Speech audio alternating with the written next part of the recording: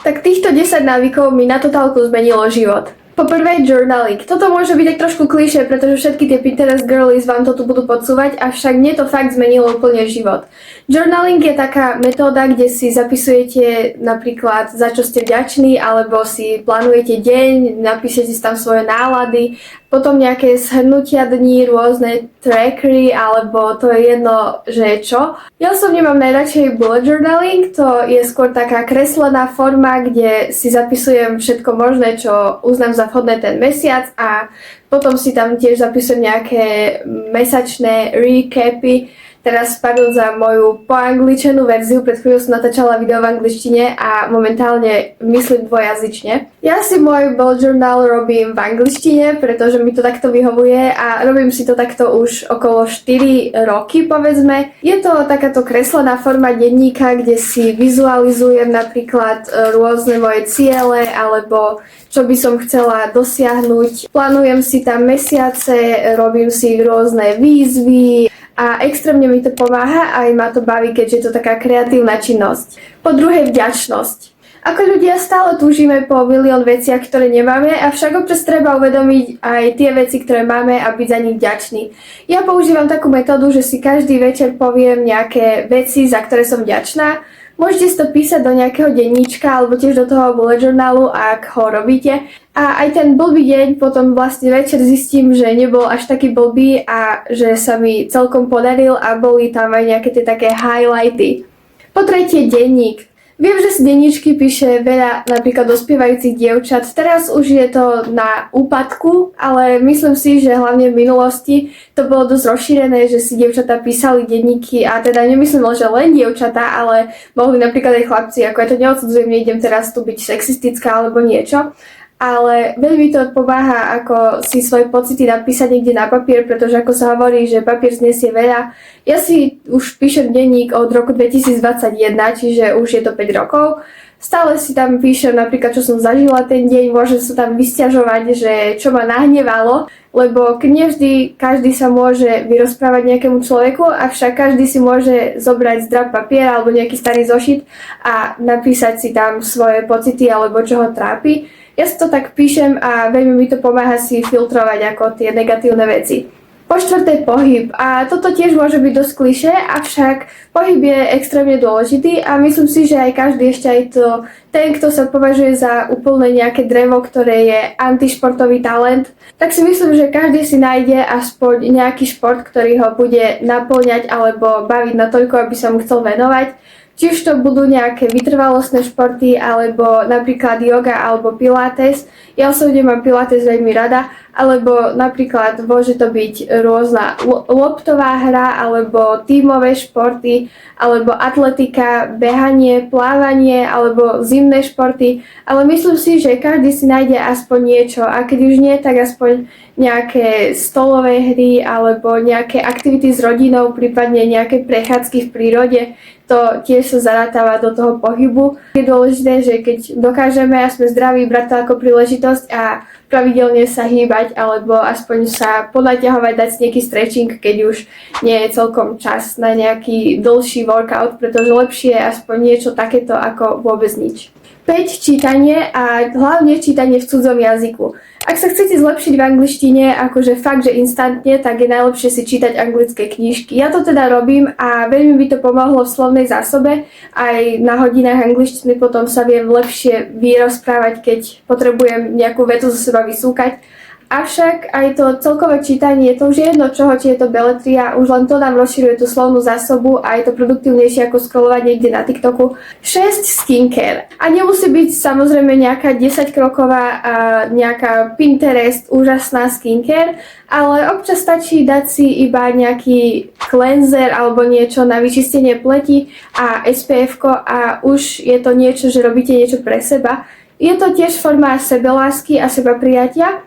A tie samozrejme nemusí to byť nejaké super komplexné, ale stačí aspoň nejaký krém alebo niečo. Už len to je tá forma starostlivosti o seba a to je veľmi dôležité. Tiež by som rada povedala, že tie deti akože 10 minus alebo proste pod 12, pod 10 rokov, že tú skincare napríklad nepotrebujú. Tam teraz je dosť taký fenomén, že Sephora Kids a toto mi príde už trošku na hlavu, pretože zase malé deti si nemyslím, že potrebujú nejakú skincare, oni stačí im nejaká voda a nejaký jemný krém, pretože oni tú pleň majú ešte takú detskú a nepotrebujú tam milión produktov a nejaký retinol a podobne. Učenie sa nových vecí alebo nových zručností, pretože ja som ináč pozrela takú reláciu, že najväčšie vedomosti a najväčšiu slovnú zásobu máme medzi 60. a 70. rokom života, avšak je stále super rozvíjať sa v akomkoľvek veku, že či máte 15, 20, 30, 40, ale stále, keď je nejaký čas a priestor, je super učiť sa nejaké nové skily. Či už to budú nejaké vedomosti, napríklad z rôznych oblastí, ako ja milujem psychológiu, to ste si mohli všimnúť, tak rada sa v tomto vzdelávam, že si aj po škole napríklad prídem domov a pustím si na YouTube nejaký dokument alebo nejaké video zo psychológie alebo nejakú reláciu. Alebo už to môže byť, ja neviem, fyzika, matematika, jazyky, čokoľvek, ale niekedy v živote sa nám to môže zísť tie také drobné zaujímavosti alebo nejaké zručnosti. Či už to môže byť varenie, pečenie, kreslenie. Môže sa v živote to nejak chodiť a tiež nás to rozvíja. 8. bod a to je praktizovať nejaké hobby alebo nejaký koníček, ktorý nám pomáha zrelaxovať alebo oddychnúť si. Môže to byť buď aktívny oddych, čiže nejaký šport, alebo napríklad nejaké kreslenie, vytváranie, DIY alebo nejaké pletenie. Ja napríklad rada hačkujem, zaujímavosť. 9. Vizualizácia. A toto je na dosť dlho, čiže ja to sadnem iba takto rýchlo a môžeme napríklad urobiť niekedy o tom nejaké video. A to je vizualizovanie si nejakých vecí, ktoré chceme dosiahnuť. Napríklad môžete si aj založiť nejaký zošit, kde si budete písať napríklad svoju verziu seba v budúcnosti, že čo by ste chceli dosiahnuť a ako by ste chceli vyzerať alebo cítiť sa mentálne a nejaké kroky, ako to dosiahnuť. A celkovo ako aj snívanie, to nie je na to vôbec nič zlé, akože snívať vo veľkom a napríklad potom si robiť tie také malé kroky, že ako dosiahnuť ten cieľ, ktorý sme si v budúcnosti vysnívali. Mňa to napríklad extrémne baví, mám na to založený zošit, pretože ja som si nejakú tú verziu mňa v budúcnosti vysnívala, že ako by som chcela fungovať ako s prácou, kariérou a všetkým možným. Nehovorím, že mi všetko vyjde, pretože situácia vo svete všetko sa stále mení, ale rada by som sa k tomu ako dostávala a stále si robím tie také maličké krôčky k tej verzii mňa, ktorú som si vizualizovala. A 10. tip je využitie screen time nejako prínosne. Alebo ten screen time potom minimalizovať. To znamená, že nie hneď ráno scrollovať na sociálnych sieťach, nie že prvé ráno, čo urobíte, tak beriete mobil do ruky a čumíte na nejaký TikTok, pretože si dopaminové receptory totálne usmažíte a potom celý deň bude taký ponurý, nič sa vám nebude chcieť robiť a nebudete vôbec produktívni a váš mozog bude taký spomalený, často môže sa vyskytnúť aj taká mozgová hmla, brain fog. A tiež potom večer pred spaním nie je dobré byť na mobile a pozrieť krátke videá, pretože náš mozog nie je ešte celkom vypnutý a potom aj tie sny môžu byť dokonca živšie. Dávam kredit mozgovej atletike podcastu, odkiaľ to mám. Rado počúvam až tieto podcasty a strašne ma akože bavia, takže veľký shoutout, strašne ma to baví. Tiež je to super na rozvíjanie sa, pretože robia tam celkom také vzdelávacie a zaujímavé témy.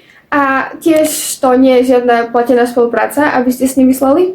Avšak ten screen time, ako veľa ľudí má screen time úplne na nejaké blbosti, že iba čumí na sociálne siete a rieši životy iných a zabúda na ten svoj. Ale napríklad, keď musíme pracovať na počítači alebo niečo riešiť do práce, do školy, tak je to samozrejme v poriadku. Že keď už musíme mať ten screen time, tak ho urobiť tak, aby bol prínosný pre nás. Tiež je dôležité, že keď pozeráme nejaký dokument alebo nejaké dlhšie video, tak mať iba tú jednu obrazovku a nie, že ešte v jednej ruke mať mobil, kde scrollujeme a v druhej mať ešte nejakú hru na ďalšom mobile alebo tablete, pretože takto sa akorát prestimulujeme a už potom sa nám nebude absolútne nič chcieť a aj ten attention span bude úplne, že klesať ešte pod úroveň zlatej rybky a to samozrejme nechceme. Čiže ten screen time využiť na pozeranie dokumentov, na vzdelávanie alebo na čítanie e-kníh alebo čokoľvek podobné, čo nám dáva nejaký prínos do života. Vyskúšajte niečo z týchto návykov, píšte mi dole do komentárov, ja som strašne zvedavá a ak by ste sa chceli zapojiť do tejto výzvy a využiť tieto návyky pre svoj prospech, tak budem len a len rada. Ja som vďačná za každého jedného človeka, ktorému toto video pomôže. Takže kľudne píšte čokoľvek máte na srdiečku dole do komentárov. My sa vidíme pri ďalších videách, majte sa pekne, ahojte.